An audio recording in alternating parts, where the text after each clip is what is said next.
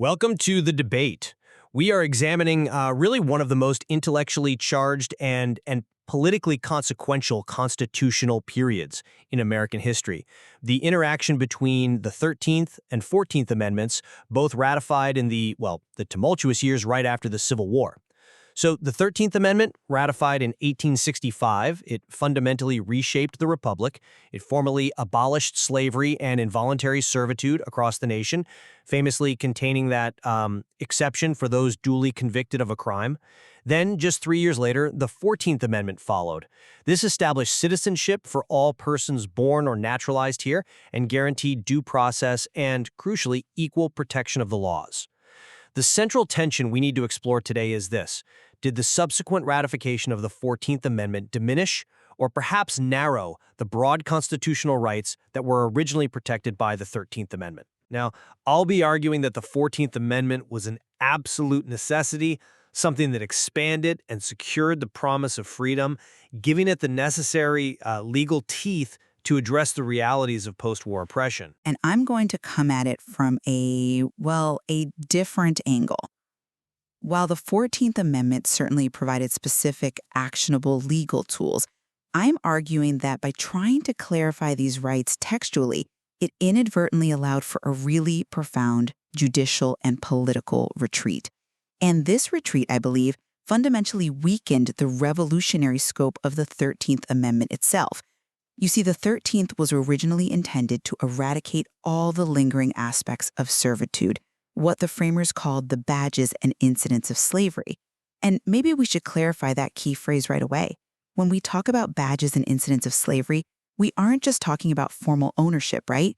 For the radical Republicans drafting this legislation, they meant the entire system. The whole social and legal structure of subjugation, denial of rights to own property, inability to contract, limits on movement, lack of access to education.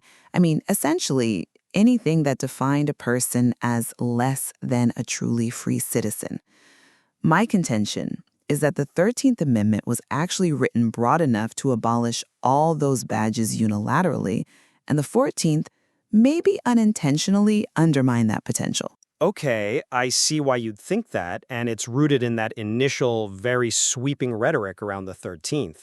But let me offer a different perspective, one rooted in the cold, hard reality of 1866.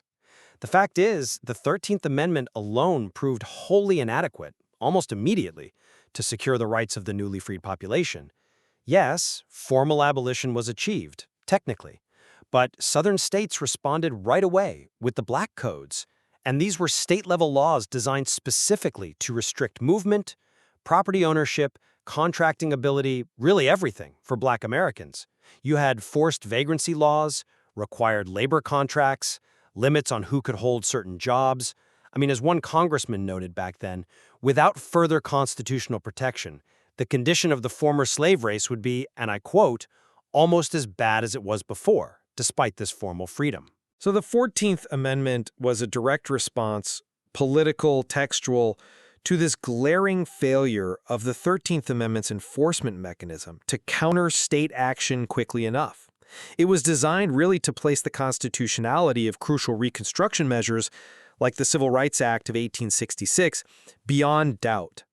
By stating explicitly no state shall abridge privileges or immunities, or deny equal protection, the 14th Amendment added a vital, powerful layer of federal constraint. It specifically targeted state legislatures. It secured the promise of the 13th with specific, enforceable guarantees aimed squarely at the primary source of oppression at that moment, the state governments. I'm sorry, but I just don't quite buy that the 14th was simply an unqualified expansion. Let me tell you why I think it represented a kind of legal and political misstep, one that allowed the courts to essentially escape the revolutionary demands of the 13th Amendment. You see, when the 13th Amendment was being debated, especially Section 2, the part granting Congress enforcement power, figures like Senator Lyman Trumbull, who was a key architect of this whole period, argued forcefully. He argued that the power to eradicate badges and incidents of slavery meant the 13th already banned things like the Black Codes. Why? because those laws stripped a person of the fundamental rights of a free man. They genuinely believed the 13th was this constitutional Leviathan, a holistic tool for federal intervention into the entire social structure of the South. So the issue, as I see it, wasn't the 13th's inherent power. It was the subsequent shift in legal focus that was brought on by the 14th Amendment.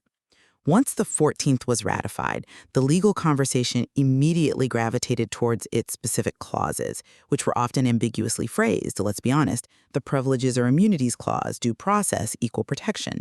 And this shift gave cover to the courts, most notably in the slaughterhouse cases in 1872, to adopt a really narrow, sort of crabbed reading of the 13th.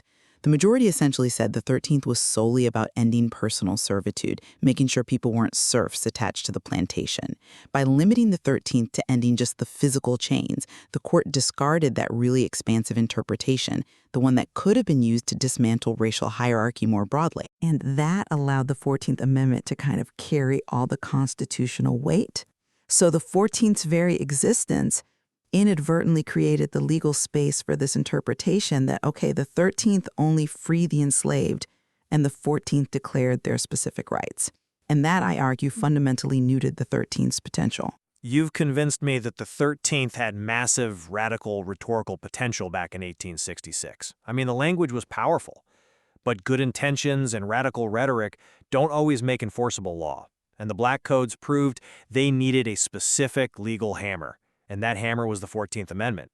The reality is the legal and political atmosphere of 1866 simply demanded more precise language to secure those rights against very stubborn state defiance. But let's move forward to the judicial fallout you mentioned. You highlight slaughterhouse, but perhaps the clearer evidence of diminishment, as you might argue, is found a bit later in the civil rights cases of 1883. Exactly, yes. The civil rights cases are Exhibit A in how the 14th Amendment allowed for the constitutional narrowing of the 13th. In that case, the Supreme Court ruled that Congress's power under the 13th Amendment was limited strictly to legislating against involuntary servitude itself, meaning state or individual compulsion, but not against private racial discrimination in public accommodations like hotels or railroads. Now, why is this so important? Because before the 14th Amendment complicated the picture, many framers believed the 13th gave Congress the explicit power to ban all racial discrimination as a badge of slavery, whether it was state action or private action. The court in 1883 just dismissed this expansive view. They accused proponents of, quote, running the slavery argument into the ground. So by emphasizing the 14th Amendment's focus on state action, the court managed to box the 13th into irrelevance regarding the huge problem of private racial hierarchy. And that allowed Jim Crow segregation to flourish. The passage of the 14th provided the courts with a perfect excuse, really, to ignore the revolutionary scope of the 13th. That's an interesting point, though. I might frame it differently. Those judicial decisions of the late 19th century, I don't see them as a constitutional subtraction caused by the 14th Amendment's text itself. I see them as egregious errors, frankly, driven by declining political will and the rise of, well, conservative judicial temperaments. The courts decided they didn't want the 13th to be that powerful, and the 14th provided a convenient textual pivot point. But more importantly, the 13th's potential wasn't permanently discarded, it was merely dormant. We have irrefutable proof of its broad independent power much later in the Civil Rights era. Look at Jones v. Alfred H. Mayer Company in 1968. The Supreme Court explicitly revived the 13th Amendment's expansive scope. It held that racial discrimination in the sale or rental of property is indeed a relic of slavery, a badge of servitude that Congress can outlaw under the 13th. And crucially, the court explicitly stated that the 1866 Civil Rights Act, which was based largely on the 13th Amendment, applies to private transactions. This demonstrates that the 13th remains a vital, broad tool for rooting out these badges of servitude, operating entirely independently of the 14th Amendment's limitation to state action. So the 14th didn't diminish the 13th, the late 19th century courts diminished both, and later courts found the power was still there, right in the original text. Okay, that's a powerful defense of the 13th's inherent resilience, I grant you that. But we have to look beyond just the Supreme Court's eventual correction, a century later. We should look at the immediate impact on the framers themselves. Let's take Senator Lyman Trumbull again, who we mentioned as an architect of Reconstruction and the 13th Amendment. In 1866, Trumbull insisted that laws denying educational opportunities to formerly enslaved people were clear badges of servitude that the 13th gave Congress power to eradicate. He saw the 13th as this comprehensive guarantor of civil status. But then, look at Trumbull less than a decade later, during the debates over the Civil Rights Act of 1875. He strongly opposed certain provisions, and specifically, he shifted his legal focus to the limits of the 14th Amendment, stating quite bluntly that, quote, "The right to go to school is not a civil right and never was." This personal shift, right, from a radical, expansive view that the 13th banned discrimination in education to a restrictive view centered on the 14th's legal limits, that perfectly illustrates my point. The new 14th Amendment framework, focusing more narrowly on equal protection against state action, it replaced the vast, revolutionary vision of the 13th, allowing even key architects of the amendments to retreat from those earlier radical guarantees. I'm not fully convinced by that line of reasoning, because Trumbull's personal retreat seems more reflective of the declining political will for racial equality at that time, not necessarily a constitutional flaw caused by the 14th Amendment's text. People change their minds, right? Especially under political pressure.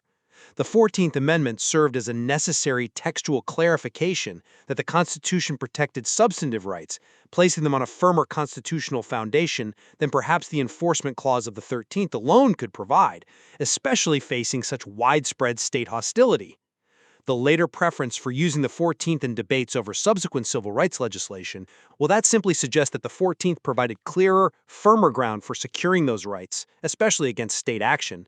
It offered precision where the 13th offered broad scope. This isn't subtraction, it's layering. The Supreme Court itself later recognized that the three amendments, 13th, 14th, and 15th, were designed with a powerful unity of purpose. But if the 13th was truly the constitutional Leviathan you agree its framers initially imagined, a tool protecting all fundamental aspects of a freeman's status, then surely it should have addressed political rights, like voting. The denial of political voice was widely considered a defining condition of slavery and bondage. Yet the 14th Amendment, Section 2, explicitly creates tension here. This provision, the one reducing representation for states denying male suffrage, it implicitly creates constitutional support for states to deny the vote. The text suggests that denying voting rights is a permissible political choice even if it comes with a penalty.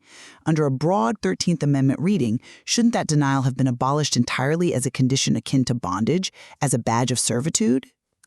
So the 14th complicated, and I'd argue ultimately weakened the constitutional argument that voting was a protected badge of freedom. It delayed universal suffrage for decades and confirms for me that the 14th wasn't simply an addition, but a modification that constrained the 13th's revolutionary potential to address both civil and political rights comprehensively. Okay, I agree that Section 2 creates this awkward tension around voting rights. It's certainly a compromise, likely reflecting the difficult political realities of the time, but I think we have to look to the next amendment, the 15th, to really understand the framers' sequencing here. The 13th was focused primarily on the civil and economic aspects of involuntary servitude. The 14th addressed civil rights and specifically state action. The very fact that the 15th Amendment was subsequently necessary, prohibiting denial of the vote based on race, demonstrates that the 14th didn't subtract from the 13th scope regarding bondage itself, but simply left the distinct issue of political rights to be addressed sequentially. This actually confirms, in my view, that the amendments were designed to layer protections, first civil rights, then voting rights, thereby adding to but not diminishing the 13th's original ban on involuntary servitude. So ultimately, I maintain the 14th Amendment was a necessary and positive constitutional addition. It provided the specific, precise textual tools needed to counter the systemic state oppression codified in the Black Codes. It secured the legal footing for fundamental civil rights that the 13th had only generally promised. Those later, narrower interpretations of the 13th, those were judicial errors, not the fault of the 14th Amendment's framers, who clearly intended for these amendments to work together toward the end goal of universal freedom. And I conclude that while the 14th Amendment undeniably provided clearer legal recourse against state action, and that was a genuine benefit, the very act of passing it fundamentally altered the constitutional landscape. It gave politicians and, importantly, the courts the necessary tool to narrowly define the 13th Amendment's enforcement power, that power to root out all badges and incidents of the old system. And by doing so, it restricted the overall constitutional imagination regarding what American freedom truly meant or could mean. And we see the long shadow of this debate even today. We mentioned right at the start that exception clause in the 13th. Involuntary servitude is still allowed as punishment for a crime whereof the party shall have been duly convicted. Right, that exception clause, written directly into the amendment that supposedly abolished slavery forever. It's a stark reminder that the struggle for full freedom continues. Critics argue quite forcefully that this exception still fuels mass incarceration and forced labor in U.S. prisons, often for little or no pay, allowing governments and private companies to profit from a form of servitude. It's a direct consequence, arguably, of the text we're discussing. It really forces us to ask, if the 13th had been maintained with its original radical expansive vision, one that eradicated all forms of oppression akin to bondage, would the concept of forced, unpaid prison labor for profit, which disproportionately impacts minority populations, even be constitutionally conceivable today? The narrowing of the 13th's definition of servitude, which the 14th facilitated, is arguably why we are still having this intense modern debate about the carceral state. Indeed. Both the 13th and 14th Amendments continue to be foundational to our understanding of constitutional freedom. The complex question of whether the 14th clarified the 13th's guarantees or, in practice, ended up diminishing its revolutionary scope, well, that remains a vital and complex issue not just for legal scholars, but for the American system of justice itself.